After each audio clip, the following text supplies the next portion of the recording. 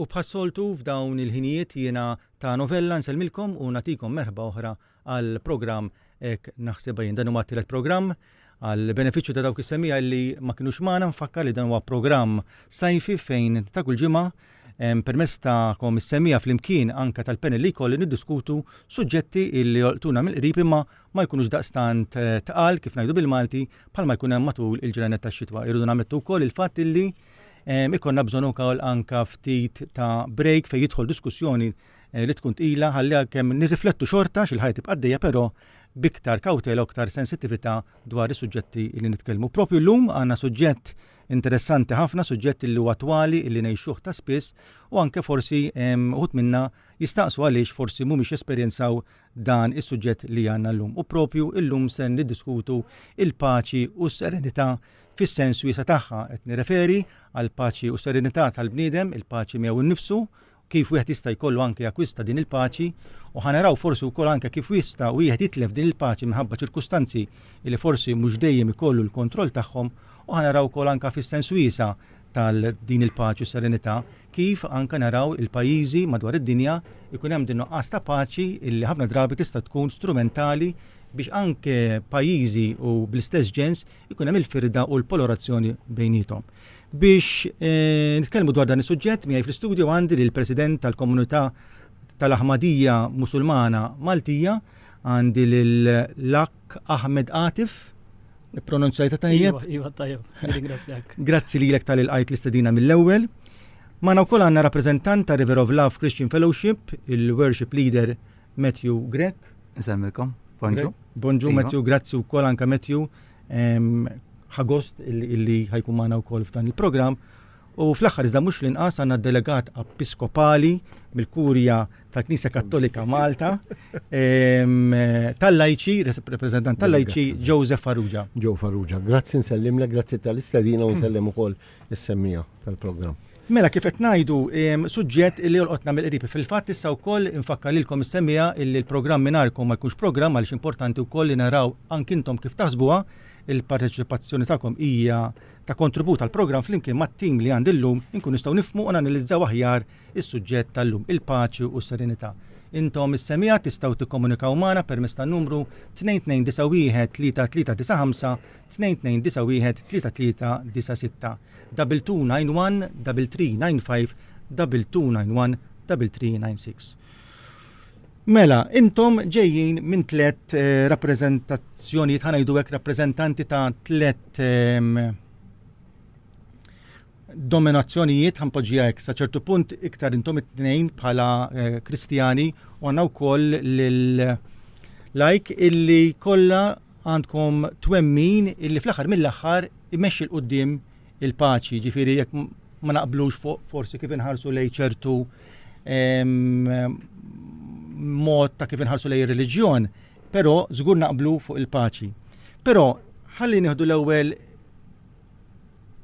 opinjoni tagħkom individwali meta tisemmu l-kelma paċi b'mod sħiħ. X'jiġi f'moħħkom mill-ewwel? Ħanibda minnek, Joe. Il-kelma paċi. Jiena ħanibda bil-parti negattiva. Ħafna drabi sfortunatament nista' nħares lejn il-paċi, sempliċement bħala nuqqas tal-gwerra, nuqqas tal-ġlied. Dik hija limitata ħafna. Għaliex jiena nista' ma nkunx f'paċi miegħek, imma laqqas inkun qed niġġieled. Nista' jiena narak fi triq, inti tgħaddi min-naħa u jien ngħaddi min-naħa l-oħra. Ma ġilniex, imma dik mhix paċi. Jiena naħseb illi il-paċi vera ma tistax tibda minn barra. Il-paċi vera trid tibda aċċennajt ftit għalija fil-bidu inti, trid tibda minn ġo fija. L-ewwel qabel kollox jekk jiena ma jkollix paċi interna miegħi nnifsi, jien ma jistax ikolli paċi miegħek. Laqqas nista' ngħid nilmenta kemm hawn ġlied fid-dinja, kemm hawn gwerer, m'hawnx paċi fid-dinja, però mbagħad jiena fil-familja tiegħi, fil-post tax-xogħol tiegħi fost ħbiebi qed inkun sors ta' firda. Kemm jiena sinċir meta nitlob lil Alla li jagħtina il-paċi fid-dinja. Jekk imbagħad jiena stess għandi gwerra miegħi nnifsi. Sors ta' gwerra miegħi nnifsi, imma anke mal-oħrajn ma' dawk ta' madwari. Inkun jien li qed nifret, qed tifhem? Inti kif tħares liha? Jien ħafna drabi ħafna nies jagħmlu żball meta nitkellmu dwar dan is-suġġett u jgħidu li m'għandniex bżonn nitkellmu dwar il-paċi għax aħna diġà pajjiż paċifiku m'hemm l-ebda gwerra jew konflitt fi pajjiżna. Allura għaliex għandna biex nifukaw f'dan is-suġġett. U kif qal Sur Joe li jridu nfakru li l-paċi mhix biss in-nuqqas ta' gwerra. Hija xi ħaġa ikbar minn hekk, xi ħaġa sivja. Il-paċi hija valur mill-isba. Il-paċi tifisser u kif il-programm illum kif hekk naħsebha jien u għalhekk irid biex nitkellem ftit dan is-suġġett daħalt fid-dettall. Il-paċi tifisser sodisfazzjon tal-qalb, serħan tal-moħħ, kuntentizza. Il-paċi hija atmosfera fejn in-nies jistgħu jikkompetu ma' xulxin, fejn in-nies jistgħu jirnexxu, fejn in-nies għandhom il-libertajiet kollha tagħhom u jgawdu ħajjithom kemm jista' jkun. Atmosfera fejn hemm is-saltna tad-dritt, fejn nies jistgħu jgawdu id-drittijiet fundamentali tagħhom. Fejn kulħadd għandu il-bżonnijiet bażiċi bħal-ikel, ilma, kenn, edukazzjoni, kura tas-saħħa u ambjent ta' għajxin diċenti. Atmosfera tal-libertà ta' reliġjon, atmosfera fejn in-nies jistgħu jemmnu b'libertà sħiħa ir-reliġjon tal-għażla naturali tagħhom, fejn huma jistgħu jippratikaw u jippritikaw il-fidi tagħhom mingħajr ebda biża'. Il-paċi naħseb hija meta n-nies huma kapaċi jsolvu il-konflitti, il-problemi tagħhom mingħajr violenza u jistgħu jaħdmu flimkien biex ittejbu il-kwalità tal-ħajja. Dan ifisser li kulħadd jista' jieħu sem fis-sistema politika u l-gvern tal-ġurnata huwa accountable lill-poplu. Dan ifisser li kull wieħed għandu opportunità ugwali biex jaħdem u jaqla l-għajxin mingħajr ebda diskriminazzjoni jew favur. Fejn kulħadd huwa ugwali quddiem il-liġi. Fejn kulħadd jgħix fis-sigurtà mingħajr biża' jew teddida tal-vjolenza. Naħseb fejn kulħadd igawdi rispett, dinjeta, imħabba u kumpassjoni. Fejn il-ħajja tal-bniedem tkun xi ħaġa l-iktar importanti. Fejn il-foqra jingħataw għajnuna bir-rispett to stand on their own two feet. Naħseb il-motto tal-Komunità Ahmadiyya di jiddiskrivi il-paċi in a nutshell fil-qosor. U dan huwa imħabba għal kulħadd, mibeda għal ħadd, jiġifieri din hija l-paċi li tħobb lil kulħadd, lil kull bniedem, lil kull persuna, naħseb din hija l-paċi. Hemmhekk tgħidna riċetta komplessa u fiha wkoll wieħed anke xi xtar. Matthew, intom bħala fellowship, kif tħarsu lejn il-paċi u ma kif tibnu anke fuq dak li qal Lajk u anke Joe? Tajjeb, naħseb l-affarijiet li semmew koll għandhom ħafna pożittiv u għandhom jiġu ċelebrati. Wieħed biex nibli fuq li għal Joe ukoll interessanti il-paċi miegħek innifsek kif tista' tiksibha. U aħna nemmnu li l-paċi miegħek nifsek ma tistax tiksibha mingħajr paċi ma' Alla l-ewwel ħaġa. Kif nistgħu ikollna stat ta' paċi ma' Alla? Wieħed mill-apologists, defenders of the faith favoriti tiegħi li sfortunatament miet tal-aħħar jismu Ravi Zacharias kien jgħid ir-reliġjonijiet kollha huma superfiċjalment l-istess imma fundamentalment differenti. U nixtieq hawnhekk nikkwota dak li qal Pawlu l-Apostlu fl-ittra lir-Rumani kapitlu 5 qal issa vers 1 li aħna ġustifikati bil-fidi għandna slim ma' Alla permezz ta' Sidna Ġesu Kristu. Permezz tiegħu għandna dħul bil-fidi għal din il-grazzja li fiha qegħdin. Mela hawnhekk jgħidilna illi s-slim u l-paċi ma' Alla tiġi meta nkunu ġustifikati bil-fidi. U l-fidi fiex? Il-fidi f'Ġesu Kristu liben waħdini tal-Alla li mita lina fuq is-salib u il-xoxta mat-tielet jum. Hija dik il-fidi li bħalma Kristu qal jiena triq, jien il-verità, jien il-ħajja, ħadd ma jmur ant il-missier ħlief permezz tiegħi. Jiġifieri din il-fidi hija inklusiva fis-sens li kulħadd huwa mistieden biex jersaq lejn Kristu għamel x'għamel. Imma esklusiva fis-sens li triq waħda bissem u Ġesu qalilna mhux reliġjon imma hija persuna huwa liben tal-ħaj. dik il-fidi li inna jekk nemnu dan il-messaġġ tal-Evanġelu, aħna jkollna paċi malla. U dik il-paċi nistgħu nieħdu ħsieba u nżommuha ta' kuljum. L-ewwel programm kien fuq il-provokazzjoni ta' din is-sensiela. U nixtieq nagħmel provokazzjoni lilkom it-tlieta għaliex ħareġ ċar li fattur importanti illi inti tittemmem f'xi ħaġa biex ikollok il-paċi. Allura dik il-persuna li ma temminx jew tajt li ma temmem xejn, kif tista' jkollha garanzija ta' paċi? Jiena naħseb, skużani. Le ma importax aħna imma jiena naħseb li min ma jgħid li ma jemmen xejn. Ma naħsibx li verament qed jesprimi s-sinċerità tiegħu. Jien ma nistax ma nemmen f'xejn. Jekk nista' ngħid ma nemminx f'Alla, imma f'xi ħaġa nemmen. Li hija aqwa mill-bniedem. Xi ħaġa nemmen. Jekk ma nemminx f'xi ħaġa oħra, nemmen fija nnifsi u dak forsi jista' jkun mill-ikbar żbalji kbar. Staqt naqbad ma' punt. Staqt insemmi punt illi semma Matthew li naqbel ħafna miegħu meta qal jien ma nistax inkun paċi mal-oħrajn u paċi miegħi nnifsi jekk jien ma nkunx paċi mal-Alla. Fil-Bibja għandna li Alla ġifieri mhux qed ngħid Alla kif tippreżentaw dak ir-reliġjon. Proset. Ma Alla dak ġifieri dak who is beyond me. Sewwa jiena fil-Bibja hemm l-istorja parabola ta' Adam u Eva sejkala li trid. Leġenda. Imma żgur fija messaġġ. Yes. Fija messaġġ. La dubju. Kelma ta' fija messaġġ. Illi fija jgħid illi dawn meta inħalqu Adam u Eva, Adam iħares li Eva u f'mument ta' dillirju ta' ferħ jgħid sa fl-aħħar din Adam minn Admi u laħam minn laħmi.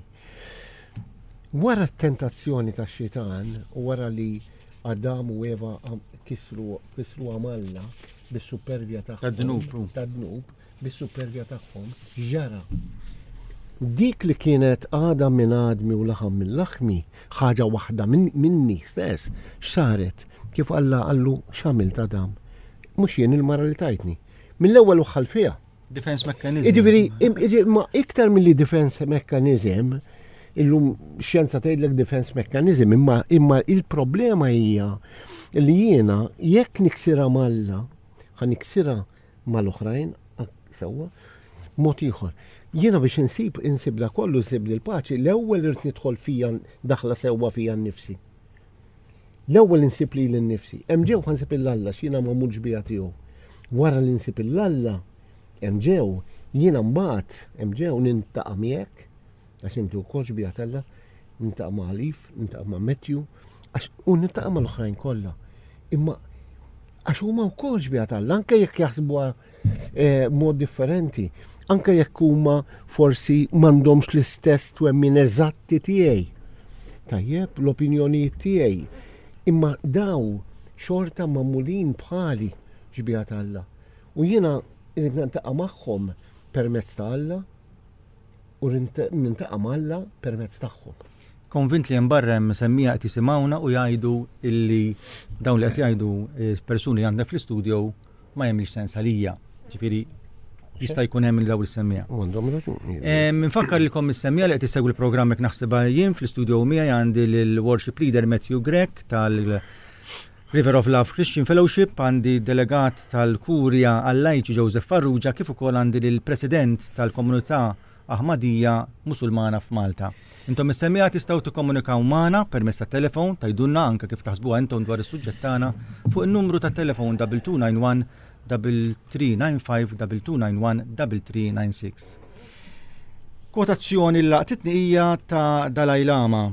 Tħallix l-atteġġjament ta' ħaddieħor jaqridlek il-paċi interna. X'taħseb? Mela le għax in-nies meta ngħixu fid-dinja naraw ħafna affarijiet negattivi. U jekk we give up to those things, inkissru il-paċi tagħna.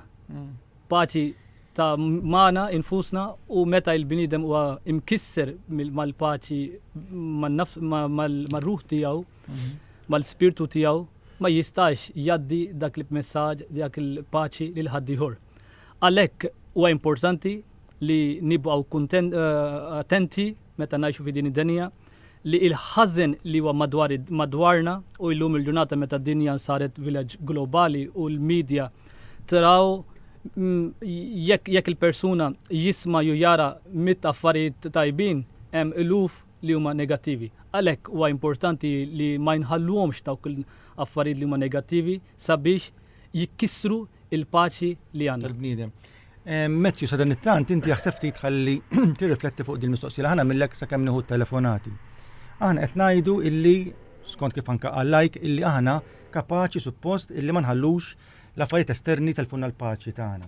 Imma fir-realtà kemm possibbli. Aħseb fuqha nieħdu l-ewwel telefonata, l-odwa tajba nsellimlek. Nsellimlek. Għaddiħu pjaċir nisma' tal-programm jiena, mhux ir-reliġjon dejjem taffaxxinani. Reliġjon li ma jiena. Aħna l-paċi qed niddiskutu, ġibt nies minn reliġjoni differenti iva. Ħana jdik din biss. Semma il-Bibja wieħed minnkom ta' Adam u Eva u dawn il-kummedji. Ma jidrilkomx li ir-reliġjon hija bbażata fuq leġendi oħra jef biss. Vera hemm xi ħadd soprannaturali? Nemmen li hemm xi ħadd soprannaturali li qed imexxi. Imma meta titlob jisemek jew le? Dik hija l-problema. Kif tista' inti titlob il xi ħadd u dan jew udnieh miżdudin jew għajnieh magħluqin jew ħalqu magħluq u ssib il-paċi. Il-paċi ssiba mhux billi titlob lil dan il-xi ħadd sopranaturali, il-paċi ssiba biss meta tgħin il-ħadd ieħor fil-proxmu tiegħek. Dik hija l-paċi. U taqgħodux tgħidu li għax ma jkollokx paċi inti miegħek innifsek ma jkollokx paċi ma' ħadd ieħor. Għax dak kollu paroli fil-vojt. Jiena ħanajdlek il-Bibja qrajta. U qrajt anke parti mill-Koran, u qrajt reliġjonijiet oħra. Vera li wasluk għand Alla, jew għand din xi ħaġa li aħna nsejħulu Alla. Alright. Imma issa hemm oħra. Jekk Kristu qal ħadd ma jmur għand missieri, ħlief mhux bija.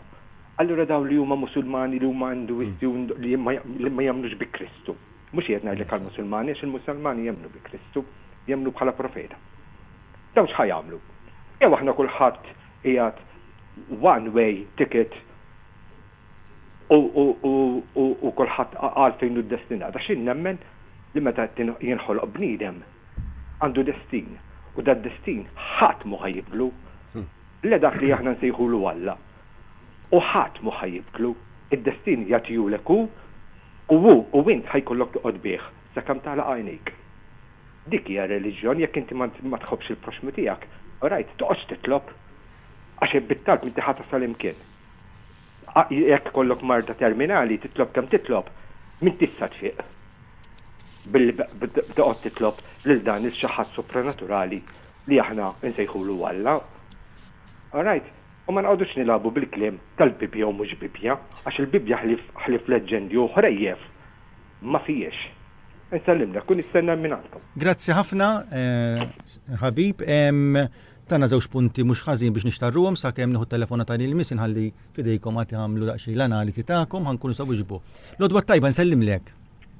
Insellem lilek tagħnu u nsellem il-mistidnen tiegħek. Jiena bħassoltu dejjem irressaq l-opinjoni tiegħi għaw min jogħġbu u għaw min jogħġbu kulħadd għandu l-opinjoni tiegħu. Issa, jiena qed nitkellmu fuq il-paċi u tgħix kuntent. Imma jiena nifhem ukoll li tirrispetta n-nies ta' madwarek. U inti meta qed tieħu l-istess bħal ħadd ieħor m'għandekx tippretendi iktar.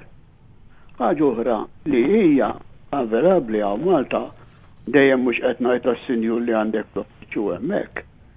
ċertu barranin tagħna jippretendu li aħna nagħmlu kif jgħidu huma u jiġu f'pajjiżna. Mit inti tmur f'pajjiż, inti tagħmel u tirrispetta in-nies ta' madwarek kif ġat u tagħmel kif jgħidulek dawk in-nies u timxi skont ir-regoli tal-pajjiż li mort fih. Dak nixtieq ngħid insemmi. Grazzi ħafna, Mela. Inti prepara risposta għalli tal-dan is-senjur, ħalli nieħu l-Matthew, ħalli prova jaqgħad dak li għataqtar qabel ukoll anke għandu xi risposta dwar telefonati ta' qabel. Matthew? Jiena smajt xej konflitt fil-raġunament tal-ewwel persuna li tkellem għaliex għax qal nemmen tal-li hemm xi ħaġa sopranaturali, imma fl-istess ħin qal imma intom temnu f'dan Alla sopranaturali, ġifieri hemmhekk kien hemm konflitt. Il-fatt huwa li ħadd huwa ħieles minn xi forma ta' sistema ta' twemmin jew reliġjon. Għaw min ma jridx jassoċja ma' reliġjon jew ma' xi sistema ta' twemmin, imma bil-fors jemmen f'xi ħaġa. Ma jistax ikun li ma temmen f'xej, ġifieri ħadd huwa ħieles mir-reliġjon. Għaw min jgħid irridu nħallu r-reliġjon barra pereżempju mill-gvern, mill-affarijiet ċivili. Mhuwiex possibbli. Anka l-gvern qed jippromovi xi forma ta' moralità, ġifieri biex nagħmluha ċara. Wala ħares ma tkunx. Eżatt, ekku. Il-ħaġa hija din, il-Bibja, għaliex il-Bibja? L-ammont ta' dettall profetiku li għandu dan il-ktieb li twetta ġifieri għandna il-fuq minn 200 profezija li diġà twettqet, dawn huma kitbiet li nkitbu qabel Kristu, ma nafx kemm il-profezija ġifieri probabbli fuq minn 200 seħħew fi Kristu biss. U hemm kontenut profetiku li qatt irid iseħħ fil-futur. Uħud minnhom narawhom iseħħu sena wara sena. Jiġifieri għandna l-wediet li Ġesu Kristu reġa' ġej, nafu li kulħadd ħajaraħ meta jerġa' jidher. Il-Bibja tajt li ħajamel 1000 sena jirrenja fuq din id-dinja, millennial reign. Nafu li hu ħajgverna għal 1000 sena. Nafu, ġifieri, dan huwa ftit biss, m'għandix ċans nidħol fid-dettall profetiku, imma l-Bibja li għamilha unika huwa il-kontenut profetiku li diġà seħħ. U fl-istess ħin ivvalidat mill-opri tal-Ispirtu Santu. Aħna naraw min ifiq f'isem Ġesu Kristu, naraw min jinħeles minn spirti ħżiena f'isem Ġesu Kristu.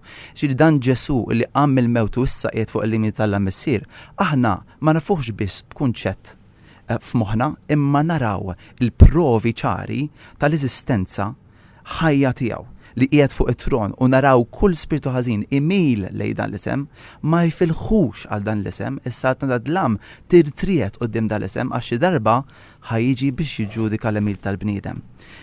Jiġifieri dan żgur nista' ngħidu, naħseb biex inżommu l-paċi żgur nistgħu bħalma jgħidu bl-Ingliż we agree to disagree, ma jfissirx li għandna nqattaw bil xulxin jekk ma nemnux jew ma naqblux ma' xulxin. Jiena ninkwita ħaġa waħda biss li għaw Malta akkomodajna Vanġelu fals, Vanġelu li għallimna isma' inti tista' tkun tajjeb bl-opri tiegħek, bl-emil tiegħek. U jekk hu vera dan li aħna nistgħu nsalvaw bl-emejjel tagħna, għal xiex ġi muta lilna Ġesu Kristu fuq is-salib. Ġifieri mhux inbilli ma ta' meħsara lil ħadd, ma tweġġa lil ħadd, dawn l-affarijiet kollha tajbin.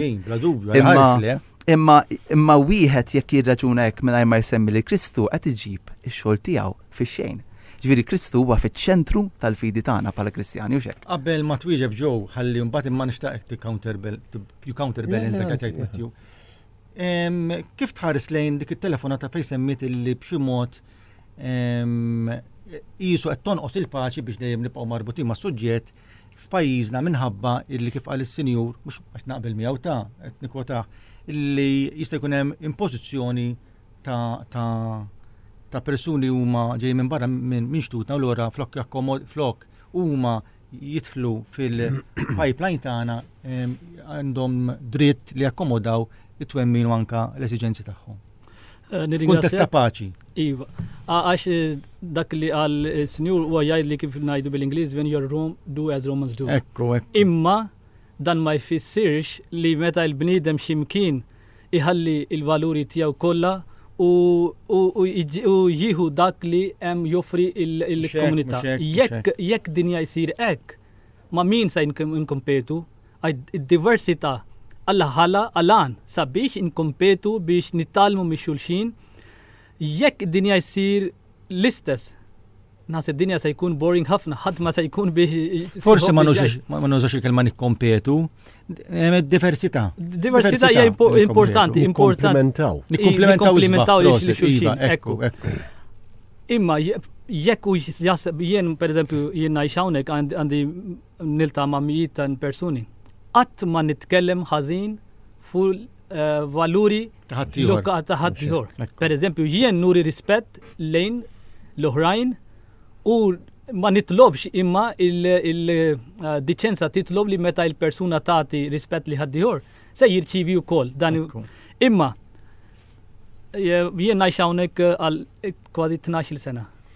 Ma naħsibx li anke darba u ġajt il-sentimenti ta' ħaddieħor. Imma ħaddieħor weġġalek is-sentimenti? Iva, xi drabi isirek. Imma jien I'm answerable dak li ngħid u invetta. Jekk nagħmel ħażin jien se jkun answerable quddiem Alla. Imma jekk xi ħaddieħor jagħmel u il-motto tagħna huwa imħabba l kulħadd bieda l ħadd, jien ma nirrispondix bl-istess mod. Jien dejjem kif konna nitkellmu qabel, jien dejjem nara it-tazza nofs mimlija. Jekk il-persuna juri negattività lejja, jien nitbissem u it-tweġiba dejjem tiegħi huwa pożittiv. Sabiex jekk il-persuna jaħseb ħażin lejja, wara t-tweġiba ħafna drabi jekk isir, pereżempju dan l-aħħar irċwejt l-email minn xi ħadd għax irċiva xi fuljet minn il-komunità tagħna u bħal magazin li rivista żgħira u qatta fil-biċċiet u batli fil-email u għadli xi tagħmlu dawk l-affarijiet. U meta it-tweġib jien għamilt ir-risposta tiegħi kienet pożittiva ħafna lejh. U imbagħad il-persuna he was silent. Għax jekk nikteb xi ħaġa anke kelma ħażina, he will be irritated. Mela, nfakrukom li qed issegwu l-programm Hekk Naħsibha Jien, is-suġġett tal-lum huwa il-paċi u s-serenità fis-sens wiesa tagħha. Qabel ma mmorru għal żewġ telefonati xtaqt nitfa' dan il-kumment ukoll fejn aħna wkoll hemm tendenza aħna l-Maltin ngħidu nixtieq lilek dak li tixtieq lili. Sakemm tkun f'konnotazzjoni pożittiva m'għandniex problema, imma meta tkun f'konnotazzjoni negattiva dak li tixtieq li nixtieq lilek hemmhekk inkunu anka qegħdin nistigaw anka mibeda. Xi ħaġa oħra li xtaqt ngħid li semma lajk ukoll b'referenza telefonata ta' qabel dwar illi aħna l-speċi kif qatt inti when you're in Rome do like Romans do, però l-Maltin meta sifru mad-dinja kollha waqfu l-komunitajiet tagħhom speċjalment fejn mitwemmin, ġifieri u ma jidhirx li kien hemm problemi biex jipprattikaw ir-reliġjon tagħhom. Intant, ħalli permetti li ġew u preparax ta' tajt ħalli ndaħħal dawn it-telefonati. Rodwa tajba nsellimlek. Nsellmilkom. Bonġu. Nħabba l paċi u r-reliġjoni kollha kif wieħed ħarisem kif irid skont il-reliġjon tiegħu għandu dritt daqsna. Baxxi r-radio, sinjura, jew sinjur, għax minix nirrikonoxxi l-vuċi. Baxxi r-radio smana minn fuq it-telefon, ta' sinjura qed ikonna feedback, ta' Intant, ekk aħjar, ara, kif għat il-kelma edha l-bot ħafna, qed nistema aħjar, kompli. Jekk ħarsu r-reliġjon, għandhom ħarsu reliġjon, għandhom dritt reliġjon ħafna. U jekk m'hemmx imħabba m'hemmx paċi. Dak li rrid ngħid. Grazzi ħafna. Stqarrija li tagħmel sens u tabbini wkoll jagħtiha wkoll anke ftit profondità għaliex meta inti titkellem fuq il-paċi u hawnhekk għandna 3 rappreżentanti ta' entitajiet reliġjużi, it-tlieta li huma u bħal oħrajn dejjem imexxu l-qudiem il-prinċipju li l-imħabba twaslek ukoll għal kuntentizza u anke nittamaw fil-premju li qed jiġi wara din id-dinja. Intant għandna telefonat oħra l-odwa tajba nsellimlek. Bonġu Sano. Bonġu. That's our road. Slima. Bonġu. Li mhux fuq it-toroq ħatkellimni. Le, l-lum fuq xi ħaġa aktar. Ekk, profonda. Biex wieħed jgħix bil-paċi li mallem għallinna ħobbu l-proxmu tagħkom. Jekk ma jkun is-sensittività lejn xulxin u fejn bżonn nitolbu maħfra xi kelma żejda li nkunu għadna, x'hemm misbaħ minn hekk li tkun meħlus. Li tkun buri tagħmlek kbir. Jew li tiċċekken bħalma melli mallem tagħna b'sarur ma kienx quddiem l-awtorità quddiem Pilatu. Tallilu nnifsu u dak li ma kanx jaf x'inhu dnub, sar dnub għalina biex aħna nsiru fih ġustizzja tal-Alla u kieku kellna nimxu fuq il-passi tiegħu għax xi ħadd qal fuq il-Bibja ma nafx għalija ħassejtni offendut meta whatever, għax il-Bibja hija linja gwida speċjalment it-testament ġdid meta wieħed jara.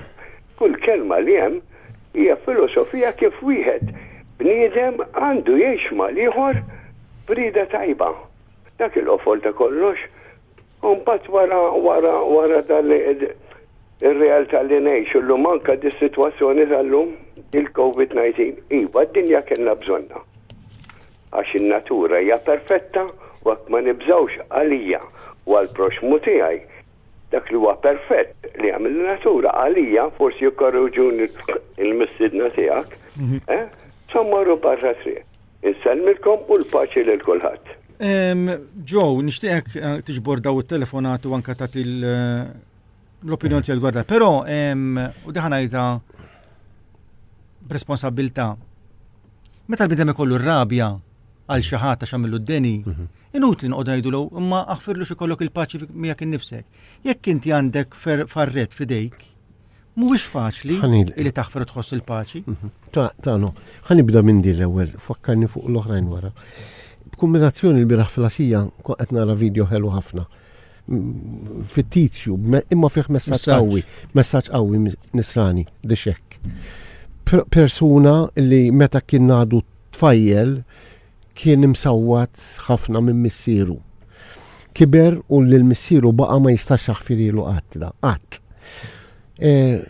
Blima mod da fl-istorja fit-tizja bażata fuq ir-realtà. Jiltaqa' mhux hekk, jiltaqa' malla insomma ġifieri fiċ-ċirkustanzi tiegħu u Alla jgħinu biex jaħfer lil missieru. U da ma setax jaħferlu l-missieru taswat li kien jagħti lilu u taswat li kien jagħti lill-ommu meta kien ikun fis-sakra. U Alla jureħ viżjoni f'din l-istorja fit-tizja ta' tifel ieħor qed jiġi msawwat minn missieru. U għallu sadak tista' taħfirlu. Għallu dak it-tifel taf minnu. Għallu dak it-tifel missierek. Meta kien għadu tifelu. Id-veri aħna nġorru fina il-konsegwenzi tal-azzjonijiet. Nature and nurture. Tifhem? Inġorru daw fina. Ħanaqbad fuq il-Bibja li qalet tal-ewwel telefonata. Vera, fil-Bibja mstejjer il ma ġrawx verament kif huma, forsi mhux vera kien hemm raġel jismu neċessarjament kien jismu Adam u l-oħra jisimha neċessarjament Eva. U l-kuntest ta' żmien tinsi. Imma. Kemm aħna nemmnu għall-każ. Mhux hekk li kienet litterali għax jisemma fil-ġenealoġija tal-Vanġelu. Imma il-kelma hekk tfisser fil-fatt Adam hekk tfisser u Eva hekk tfisser imma li rrid ngħid jienu jekk jiena nħares lejn l-iskrittura, lejn il-kodba mqazza. B'mod ta' storja li ġrat tant eluf ta' snin ilu, jiena ħaneħel fl-istorja. Jiena rrid nibda minn hemm. Imma dak li ġara f'Adam u Eva, dak li ġara l-qudiem. L-ewwel nett hemm affarijiet oħra li ġreħħew vera. Letteralment kif huma l-istorja ta' Kristu nnifsu l-ewwel nett, imma mhux biss. Imma jekk jiena ħanħares lihom f'dak il-kuntest biss u tnaqla li l-nifsi barra, jien l-Bibja rrid tinsir parti mill-istorja. Meta Ġesu qed ikellem il-Nikodemu, il-messaġġ li tal-Nikodemu dik qed titeħlili. Meta Ġesu qed ikellem lis-Samaritana, il-kelma li qal lis-Samaritana qed titija lili. Meta il-messaġġ li qal l-aħħar semmiħ tagħna, meta semma qal Ġesu qal ħobbu l-proxmu tagħkom bħalkom infuskom. Inżid magħha l-ewwel biċċa wkoll li qal Ġesu, ħobb il-Alla b'qalbek kollha, b'ruħek kollha u bil-ħsibijiet tiegħek kollha u ħobb il-proxmu tiegħek bħalek innifsek. Da tfisser li aħna jekk aħna ma nħobbux il-Alla, ma nistgħux nħobbu l-xulxin. Jekk ma nistgħux nħobbu l-xulxin, ma nistgħux nħobbu l-Alla. Ġwanni fl-ittra tiegħu jgħid dak kif tgħid li tħobb il-Alla li ma taraħx u mbagħad ma tħobbx il-ħuk li qed taraħ. Però dan li qed tgħidu intom anke li qed jgħid Matthew qed tippritkaw għal min tiġa konvint. Le, imma dak il-persuna li qed tismani hemm barra illi ħanuża l-kelma daqsxejn antipaka, jiġi jaqgħu u mxejt l-Evanġelu, jiġi jaqgħu u mxejt il-Bibja. Kif ħadd tikkonvinċih dwar il-paċi li minn dan kollu? Għalhekk qed ngħid jiena illi jiena rrid insir parti minnha, għax jiena dak li hemm. Ma jien ma rridx insir parti minnha. Le, għax jiena ħan ngħidlek jekk jiena ma rridx insir parti minnha, insir parti minnha anke jekk ma nemminix ta' imma jiena nara dawk l-affarijiet qed iseħħu f'ħajti. Jekk jien ma rridx insir parti minnha, ħan nitkisser jien. ħan tkisser jien, ħan kisser li l-nifsi, ħan kisser li ta' madwari. Dawk li hemm maħfar miktubin fil-kolba mqazza, huma li huma, dawk qegħdin biex jgħinu li l-lum ngħix aħjar, mhux biss sempliċement jgħidli x'għamel Mose. Nista' Ħankun kattiv. U dawk it-tribujiet li qas jafu x'inhi Bibja. Tota li jom? Ħanejdlek, Alla. Kien hemm ħafna minn kellu. Le. Qed inkun nipprovoka. Le kien hemm stejjer ta' nies illi Kristu derilhom f'nofs ġungla biex jiżvela lil nnifsu. Imma rridu nifmu il-Knisja għandha missjoni. Il-Knisja għandha missjoni minn Alla biex ixxandar il-Vanġelu. Kif ħajjisimgħu jgħid Pawlu jekk ħadd ma jintbagħat biex jipritkalhom. Jiġifieri il-ħaġa hi li aħna l-Knisja responsabbli u infatti l-ġudizzju l-ewwel ma jaqa' fuq il-Knisja għaliex għax għandha sejħa għolja. Għandha sejħa li tkun qaddisa, għandha sejħa li twettaq il-missjoni tagħha. Ekku, issa l-ħaġa din qabel konna nitkellmu fuq li ma noffendu lil ħadd u l-paċi u dak kollu sa ċertu punt tajjeb imma nara problema. Il-libertà tal-espressjoni tinkludi il-dritt li inti toffendi li xi ħadd bil-verità tiegħek għax għaliex mhux equals B, ma jistax ikun li daw kollha l-istess. Il-mument illi malli toffendi li xi ħadd jiġu jakkużawk bil-liġi whatever, hemmhekk hemm problema. Għax hemmhekk qed tittieħed id-dritt u l-libertà tal-espressjoni għax bil-forsi jiena ħanoffendi lil xi ħadd bil-verità tiegħi issa hemm mod u mod ta' kif toffendi. Jiena nippriedka dak li nippriedka mingħajr ma nsejjaħ gwerra, da żgur. Però jibqa' l-fatt li xi ħadd ħajjiġi offis, issa x'ħan nagħmlu? Insakru il-ħalq ta' dak li jkun sempliċiment għax jista' jkun li l-messaġġ tiegħu joffendi xi ħadd ieħor. Hemmhekk hemm problema serja. Inti mhux qed tipprova toffendih. Inti qed tgħid intenzjoni. Inti qed tgħid il-verità kif taħsibha inti kif tħares lejha. Forsi ma toġobniex il-verità tiegħek. Imma ma jfissirx li qed jipprova joffendi. Le, m'għandix dubju. Le. L-argument huwa illi jiena qed nipprova ninstiga hija illi mhux neċessarjament illi min qed ismana u nies oħrajn illi ma jemnux f'dan id-dokument qed insejħulu Bibja illi b'xi mod xorta mhux qed jesperjenza l-paċi. Aħsbuha biex twiġbuni naf illi forsi anqalt naqra reazzjoni. Le, iva fina dil-liġi naturali. Iva li nintwildu bihom issa ma kif ukoll niġu natwawhom. Qabel qegħdin fil-Bibja qegħdin ġo fina. Stat inkompli fuq dak li kontet ngħid, brevament. Ġesu kien meta tkellem in-nies li kienu folots spiritwalment qalilhom missierkom ix-xitan oqbran bajda intom ġifieri ma qatt iżomm lura milli jgħid il-verità. Ġifieri aħna hawnhekk kemm ħanamlu kompromess mal-verità biex noġbu l-bniedem għax drabi trid tagħmel għażla jew tkun f'paċi mal-bniedem jew kellha paċi mal-Alla. Xi drabi ma jistgħux ikunu tnejn f'daqqa. Jew mal-lew ma xittan, però ma jfissirx li l-verità tiegħek hija l-verità tiegħi. Nieħdu t-telefonata. L-odwa tajba nsellimlek. Milkom ukoll, selmilkom. Mhux li kien kulħadd jimxi l-Evanġelu, kemm naqslu knies mill-Knisja u issa l-aħħar epidemija li kellna kien hemm minn dara ma jmux Knisja, kien hemm ħadda bi kbira ma jmux, ikun hemm minn sadara. Sabakom dar. Tlieta u bat tibret. Però l-epidemija x'ħsara għamlet l-ekonomija. Li garantilek jien li l-paċi tagħmel aktar ħsara l-ekonomija. Is-sistema kapitalista taċċetta il-paċi. Per eżempju, l-darba ġibt eżempju. Apparti kanna u jaħed kallu xaqsam ta' Grixti qed ngħid rjal il-belt. Dak kien jagħmel dak il-bittuni u dak il-ġmiel li xi ħadd jitfa' fuq sidru hekk xi Amerikan jista' jitattab dak li jkollu għax il-beġlek tal-militar dak speċjala. Spiċċaw is-servizzi. Issa kif spiċċaw il-gwerel. Min ħajbieħ id-drappiet tal-uniformi? Min ħajaħdimhom? Il-fabriki tal-armamenti, dan nies, miljoni ta' nies li jgħixu minn kontra l-paċi, kif ħajjgħixu daw? Paċi mhix possibbli għax immutu bil-ġuħ u fil-gwerra mutu bil-bombi. Ta' fuq il-paċi għal xejn nitkellmu. Kanna dispreze wieħed Kerry kien favur l-abort u Bush kontra l-abort. Bush kien joqtolhom ta' 18 sena u l-oħra qabel jitwildu bl-abort ġi spaċċjoli daw. U aħna qed nitħattu l-Amerika ta' Impossibbli nara din il-paċi. Impossibbli. Għax armi epidemija konna. X'nittom fuq? U rati l-ewwel ma jaqgħu. L-avukati jixamlu. Nsallimlek. Grazzi. Grazzi. Forse nistama negattiv. Ħabbix rasek. Anke seħebna l-anzjan jitħaddet kif irid. Grazzi. Mhux għas-sinjur jaw fl-istudio. Inti l-anzjan iktar wieħed. Jista' jkun, x'aktarx. Ħanieħu telefonata l-oħra, però xtaqtna dokument b'mod sarkastiku illi ironikament anke pajjiżna gawda fl-aspett ekonomiku fi żmien il-gwerra. Ma ninsewx illi meta kemm fl-ewwel gwerra dinija u kemm fit-tieni gwerra dinija, il-prosperità fejn tidħol imħabba il-naval Ingliżi kien hemm ħafna xogħol fil-portijiet tagħna, ironikament. Mela ħanieħdu telefonata li jmiss. Insellmulek. Tant ieħor, jiddispjaċini fl-opinjoni tiegħi it-titolu tas-suġġett huwa vera m'għandux jaqsam xejn. Għaliex daħħaltu biss ir-reliġjoni il-fundament prinċipali tal-paċi. Fid-dinja ta' fuq kemm ilu jeżisti l-bniedem. Mhux 2000 sena ta' minn meta ġi biex ngħidlek Kristu Muhammed biex insemmi tnej biss.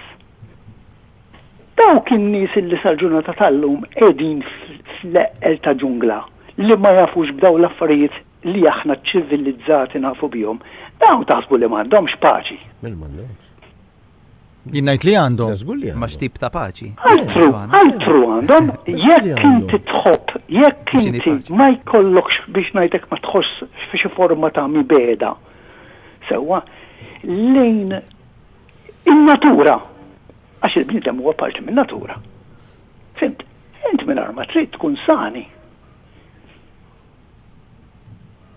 Iċ-ċivilizzazzjoni llum tista' tkun sani.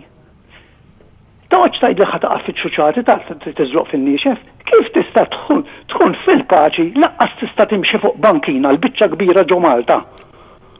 Tara xjuħ jgħidulek ma nistax nimxi fuq il-bankina. Tara l-ħin kollu affarijiet litteralment kollox kontra ir-regola. Tista' taqbad inti, tmur toqgħod sewwa ġol għand il-kunsill lokali l-assa u l-qorti. Hemmhekk. Mela, tiġi tgħid li jekk nemmix skużi balla. Ittifhem. Ir-reliġjon neħħu ħalluha barra. Imma inti sinjur għandek reliġjon ukoll, inti m'intix ħieles mir-reliġjon. Waħda, ir-reliġjon m'għandix taqsam jien kif jien inħossni. Jekk jiena għandix taqsam. Le, skużi. Inti għandek sistema ta' tfemmin, sinjur. Permetti li ftit. Bħala reliġjon m'għandax taqsam xejn kif bniedem iħossu jekk iħossux fil-paċi jew le. Jekk jiena qatt ma smajt b'xi forma ta' reliġjon, taħseb li jiena m'hemmx ċertu biex ngħidlek affarijiet li jiena nagħti kasu madwari. M'għandix dubju. Allura. M'għandix dubju. ħajkolli nħallikom għax Grazzi, però punt validu, ma mhux jaqbel miegħu Matthew, jiena napprezza li għal-Sinjur. Iva, anke jiena sa ċertu punt.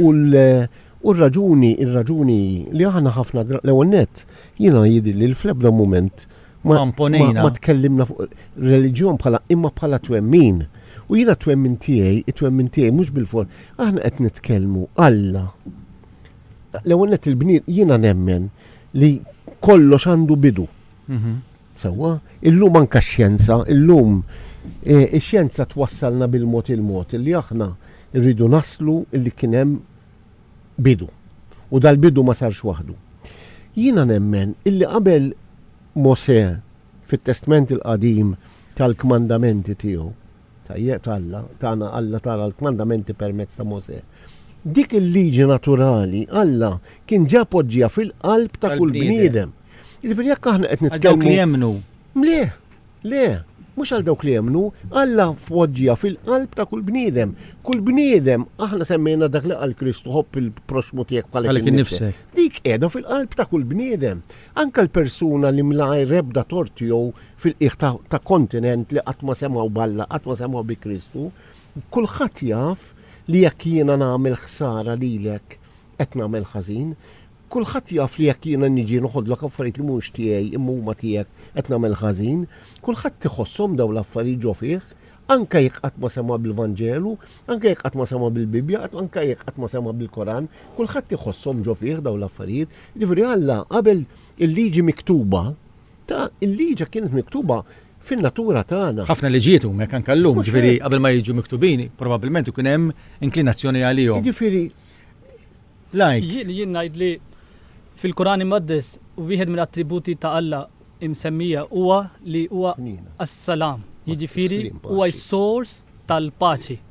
Mingħajr Alla, mingħajr reliġjon, għax reliġjon huwa kelma ta' Alla, ma nistgħux niksbu il-paċi. Għaliex? Pereżempju illum dinja wara iluf ta' snin wara l-gwerer, wara l-qtil ta' persuni vulnerabbli u innoċenti, illum qed naħsbu hemm bnejna ġnus Magħquda u ngħidu li l-gwerra mhijiex soluzzjoni. Iva, jien ma nabilx il-funzjoni tal-ġnus Magħquda huwa fuq il-ġustizzja, huwa fuq il-inġustizzja għax hemm xi pajjiżi li jistgħu jeqelbu dak kollu, imma illum il-ġnus Magħquda tgħid li l-gwerra mhijiex soluzzjoni. Imma r-reliġjon iluf ta' snin ilu jekk nikkota il-Ġesu qal li the blessed are the peacemakers. Il-Quran jgħid li as-sulħu ħer, jiġifieri il-paċi, slim, rekonċiljazzjoni huma aħjar mill-gwerra għax reliġjon jagħtina dawk il-messaġġi iluf ta' snin ilu, imma l-bniedem wara esperjenzi anke llum għax wieħed mill-semmija huwa għalli u kien verament għajjem punti validi, għalhekk ngħid li ma nistgħux nistabbilixxu paċi jekk ma nifukawx, ma naħsbux b'mod tajjeb. We need to redesign our system. Dan l-aħħar kont naħseb fuq dan is-suġġett li hemm nagħmlu nitkellmu hemm ħafna organizations li jaħdmu għal paċi, imma ma narawx paċi fid-dinja. Għaliex qed paċi imkisser. Jien u kont naħseb fuq dan is-suġġett u jien katibt l-artiklu issa ma pubblikajx għax li għandna bżonn that we should redesign the entire system. U kif? Per eżempju, għandna bidla fil-mentalità minn negattiva għal pożittività, mill-mibeda għall imħabba, mill-violenza għat toleranza. Għalhekk din jekk minn bombi għal kotba, minn guns għal virus pinna. Jekk din il-tibdil ma nagħmlux fis-sistema, iva ma nistgħux niksu l-paċi fid-dinja u jekk per eżempju miljuni ta' nies qed jagħmlu għal paċi imma anke jekk ftit li ma jaħdmux għal paċi u ma jkissru għal kollox għax negattività hija toħroġ iktar. Għalhekk huwa importanti li aħna inti semmejt ukoll u il-Qaddies Profeta Muhammad paċi tkun miegħu qal ukoll li tixtiju għal ħaddieħor dak li tixtiju għalikum infuskom. Iva, x'nixtiju? Imħabba? Mela le. Ħadd ma nasib jixti mibeda għalih jew il-violenza jew il-kasbra għalhekk meta dak affarijiet ma nixtijux għalina. Ma nixtiequhomx għal ħaddieħor. Qed jagħmlu l-istinjali sejrin għall-ewwel pawsa tal